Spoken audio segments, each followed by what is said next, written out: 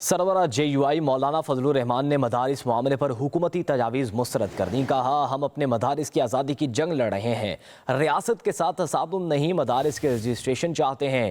اسلام آباد میں اجلاس، علماء کو تقسیم کرنے کی سازش ہے، ہم قانون کی بات کر رہے ہیں، حکومت اسے سیاسی اکھاڑا نہ بنائے۔ چارسدہ میں پریس کانفرنس کرتے ہوئے بولے ہر مدرسے اور طالب علم کا تحفظ چاہتے ہیں۔ PTM حکومت نے مدارس بل پر اتفاق کیا تھا، دیگر بلوں پر دستخط ہو سکتے ہیں، تو پھر مدارس کے رجسٹریشن کے بل پر کیوں نہیں دستخط کیے جا رہے؟ سمجھتا ہوں کہ وہ حکومت کو کہے کہ اس کو سیاسی اکھاڑا مت بناؤ، ان کی رائے حکومت کے لیے بالکل ٹھیک ہے، ہم تو قانون کی بات کر رہے ہیں۔ وہ مدرسوں کو ایک معاہدے سے اور ایک ایگزیکٹو آرڈر سے وابستہ کر رہے ہیں، ہم مدارس کو قانون سے وابستہ کر رہے ہیں۔ وہ ہمیں اپنے محتاط کرنا چاہتے تھے، مدارس ان کے محتاط کام کرنے کو تیار نہیں ہے۔ ساری چیزیں اتفاق رائے کے بعد اب کیوں متنازع بنایا جا رہا ہے؟ یہ ہے وہ بدنیتی۔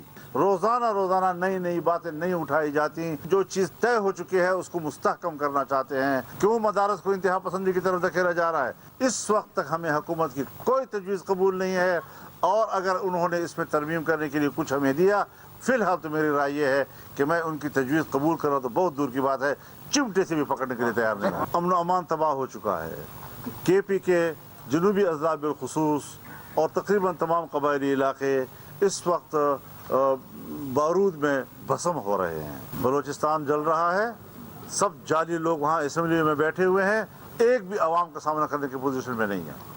تو یہ ڈمی حکومتیں ہمیں قبول نہیں ہیں۔ سمجھتا ہوں کہ وہ حکومت کو کہے کہ اس کو سیاسی اکھاڑا مت بناؤ، ان کی رائے حکومت کے لیے بالکل ٹھیک ہے، ہم تو قانون کی بات کر رہے ہیں۔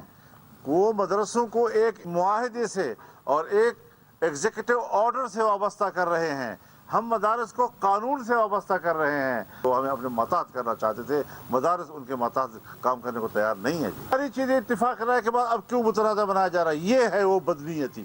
روزانہ نئی باتیں نہیں اٹھائی جاتی، جو چیز طے ہو چکی ہے اس کو مستحکم کرنا چاہتے ہیں۔ کیوں مدارس کو انتہا پسندی کی طرف دھکیلا جا رہا ہے؟ اس وقت تک ہمیں حکومت کی کوئی تجویز قبول نہیں ہے، اور اگر انہوں نے اس میں ترمیم کرنے کے لیے کچھ ہمیں دیا، فی الحال تو میری رائے یہ ہے کہ میں ان کی تجویز قبول کروں تو بہت دور کی بات ہے، چمٹے سے بھی پکڑنے کے لیے تیار نہیں ہوں۔ امن و امان تباہ ہو چکا ہے۔